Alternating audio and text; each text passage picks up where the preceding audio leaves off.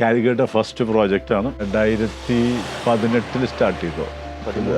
2018 start ചെയ്തതാണ്. ഇത് 2022 hand over ചെയ്തു. ഓക്കെ.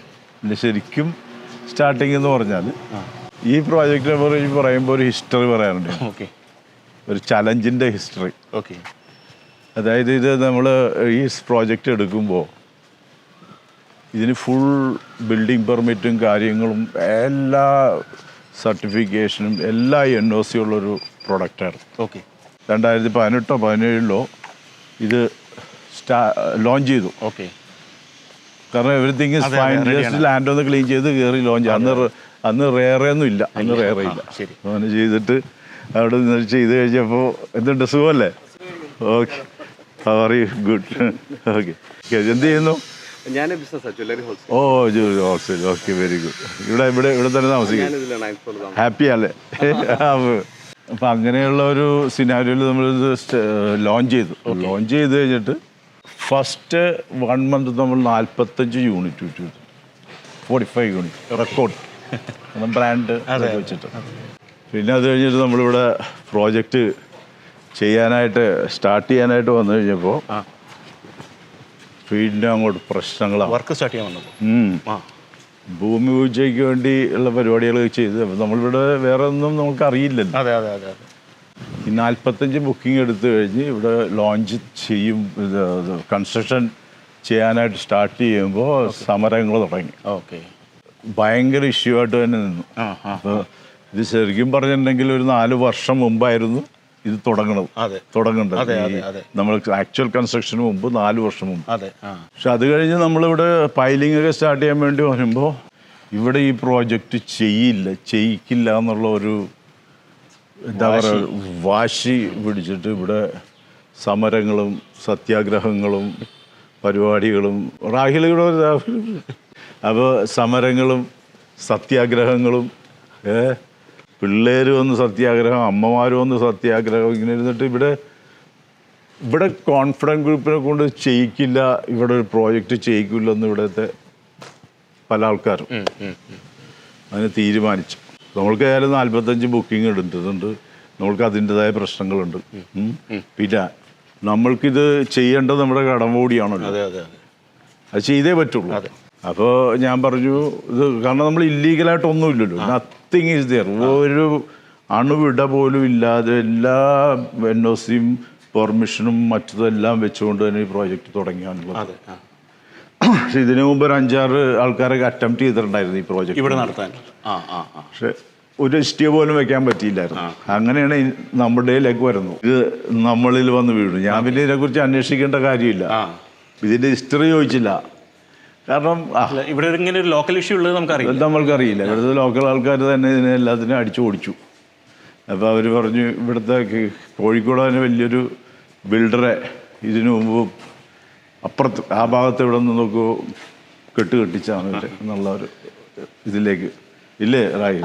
അങ്ങനെ ഒരു ഇതൊക്കെ ഉണ്ടായിരുന്നു.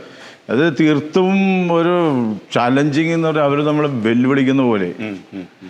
പിന്നെ നമ്മൾക്കൊരു കാര്യമുണ്ടല്ലോ, തെറ്റല്ലെങ്കിൽ നമ്മളത് നടത്തിയെടുക്കും. അപ്പം ഞാനന്ന് ഇത്രയും ക്ലയൻസ് ഉണ്ട്, പണി തുടങ്ങാൻ പറ്റുള്ള പ്രശ്നങ്ങൾ ആദ്യം പല സംസാരങ്ങളൊക്കെ ചെയ്തു. ഞാനും വന്ന് സംസാരിച്ചു. പല രീതിയിലുള്ള സംസാരങ്ങളൊക്കെ നടന്നു.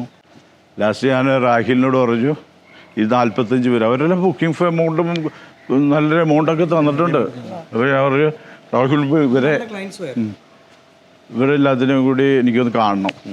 ഒരു ദിവസം കടവ് റിസോർട്ടിൽ ഡിന്നറിന് ഇവർ ക്ഷണിച്ചപ്പോൾ ഈ പറഞ്ഞ എല്ലാ ക്ലയൻസുമൊക്കെ വന്നു, അവരുടെ ഫാമിലി വന്നു. അപ്പം ഞാൻ അവരോടൊരു കാര്യം പറഞ്ഞു, ഇതാണ് ഇവിടുത്തെ കാര്യം, നമ്മൾ ഒരു തെറ്റും ചെയ്തിട്ടില്ല, പെർമിറ്റൊക്കെ എവറിത്തിങ് ഇസ് പെർഫെക്റ്റ്. ഇതിൽ കമ്പനിയിൽ വിശ്വാസം ഇല്ല, അല്ലെങ്കിൽ എന്നിലും വിശ്വാസം ഇല്ലെങ്കിൽ നിങ്ങൾക്ക് പോവാം. I will give the return the fund plus 8%, 9%, 12% interest പറയും. ആ interest I will give you. Matter 1 month 2 monthിൻ്റെയൊക്കെ ഉള്ളൂ. അത് ഈ പ്രോസസ്സ് തുടങ്ങിയിട്ട് 2 മാസം കൊടുത്തുള്ളൂ.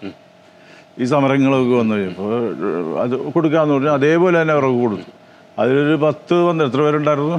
നമുക്ക് കുറച്ച് പേര് പോയിട്ടുള്ളൂ ബാക്കി എല്ലാവരും ഇവിടെ നിന്നു കുറച്ച് പേര് നിന്നു. അപ്പം ആ നിന്ന ആൾക്കാർക്കൊക്കെ ഇത് തുടങ്ങണ അന്ന് വരെ ഉള്ള എന്താണെന്ന് വെച്ചാൽ ഇൻട്രസ്റ്റും കൊടുത്തു. വേറെ 5 പൈസ ചോദിച്ചില്ല. അത് മാത്രമല്ല സാർ, എന്നിട്ട് ഞാൻ പറഞ്ഞു ഒരു കാര്യം കൂടെ അവരോട് പറഞ്ഞു, ഇനി എൻ്റെ വേർഡ് ഇതാണ്, ഈ കോഴിക്കോട് വേറെ ഇത് തുടങ്ങാതെ ഞാൻ വേറെ ഒരു പ്രോജക്റ്റും ചെയ്യില്ല. ഇവിടെ ഓഫീസുണ്ട്, സെറ്റപ്പ് ഉണ്ട്, എനിക്ക് 10-12 സ്റ്റാഫുണ്ട്, എൻജിനീയേഴ്സ് എല്ലാവരും ഉണ്ട്. അവരങ്ങനെ തന്നെ നിലനിർത്തിക്കൊണ്ട് ഞാൻ ഇവരെല്ലാം ഇവിടെ നിൽക്കും. ഇവിടെ ഈ പ്രോജക്റ്റ് തുടങ്ങാതെ ഞാൻ വേറൊരു പ്രോജക്റ്റ് അന്വേഷിക്കില്ല എന്നുള്ളു. 4 വർഷം ഇവരൊക്കെ ഫ്രീ ഷാപ്പാടൊക്കെ അടിച്ച് കിടക്കണം. 4 വർഷം. അന്ന് ഞാൻ കമ്പനിയിൽ പറഞ്ഞു, മാസം 1-ാം തീയതി ആണെങ്കിൽ 1-ാം തീയതി ഇവരുടെ സാലറി പോയിരിക്കണം. അവർക്ക് ആദ്യം കൊടുത്തിട്ട് ബാക്കി സാലറി സാധാരണ 4 ദിവസം കൊണ്ടുവിടെ കൊടുക്കണം. അപ്പോൾ ഓരോരോ ഗ്രേഡ് അനുസരിച്ച് കൊടുക്കും. അങ്ങനെ ഒരു അത് ഞാൻ കീപ്പപ്പ് ചെയ്തു. അവസാനം ഇപ്പോഴും അപ്പം ഈ പ്രശ്നം, ഈ ആ ചലഞ്ച്, പിന്നെ ഞാൻ വിചാരിച്ചു ഇതിൽ നിന്ന് രണ്ടിലൊന്ന് കണ്ടിട്ട് പോളൊന്ന് തീരുമാനിച്ചു, ഇത് ചെയ്തിരിക്കുമെന്ന് തീരുമാനിച്ചു. അതിൽ ഇവർക്കൊക്കെ വളരെയധികം ഇതുണ്ട്. ഇവരെല്ലാം ത്രെട്ടൺ ചെയ്ത് കൊല്ലും, വെട്ടിക്കൊല്ലും എന്നൊക്കെ പറഞ്ഞ് ഭയങ്കര ത്രെട്ടണിങ്ങും അങ്ങനെയുള്ള പല പല അക്രമപരമായ കാര്യങ്ങളും ഭീഷണികളൊക്കെ ആയിരുന്നു. പക്ഷെ ഞാൻ പറഞ്ഞു നത്തിങ് ഡൂയിങ്, നിങ്ങൾ നിന്നോ, നിങ്ങൾ നിന്നില്ലേ തന്നെ ഞാനിത് കൊണ്ടുപോകും. പിന്നെ അതിൻ്റെ കൂടുതൽ കുറേ നിയമ പോരാട്ടങ്ങളൊക്കെ നടത്തി. ഇവർക്ക് വേണ്ടി ചിലരൊക്കെ വന്നു, ചില അഡ്വക്കേറ്റൊക്കെ ഫ്രീ ആയിട്ടൊക്കെ വന്നു. എന്ത് കണ്ടിട്ടാണെന്നറിയാൻ പാടില്ല. കേരളത്തിൽ ഇതുപോലെ എല്ലാ പെർമിറ്റും ഗവൺമെൻറ് തന്നിരിക്കുന്ന പെർമിറ്റൊക്കെ വെച്ചുകൊണ്ട് ചെയ്യുമ്പോൾ ഇവർ അതിനെ എതിർത്ത് എന്താ അവർക്കും ലാഭം ഉണ്ടായത്?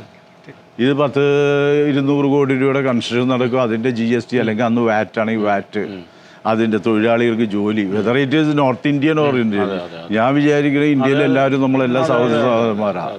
ഇവിടെ അല്ലെങ്കിൽ അവർക്ക് ജോലി. ഞാൻ ബംഗ്ലാദേശികൾക്ക് കൊടുത്തില്ല, അല്ലെങ്കിൽ ഞാൻ പാകിസ്ഥാനികൾക്കോ അല്ലെങ്കിൽ ഇറാനികൾക്കോ കൊടുത്തില്ലല്ലോ.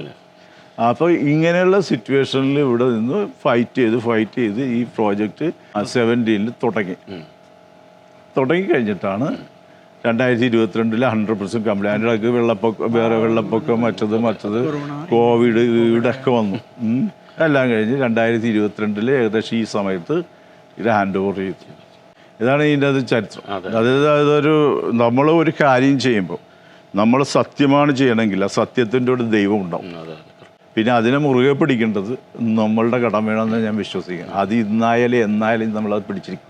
അതായത് നമ്മളൊരു കാര്യം പറഞ്ഞാൽ ആ കാര്യം 100% നടപ്പാക്കുക എന്നുള്ളതാണ്.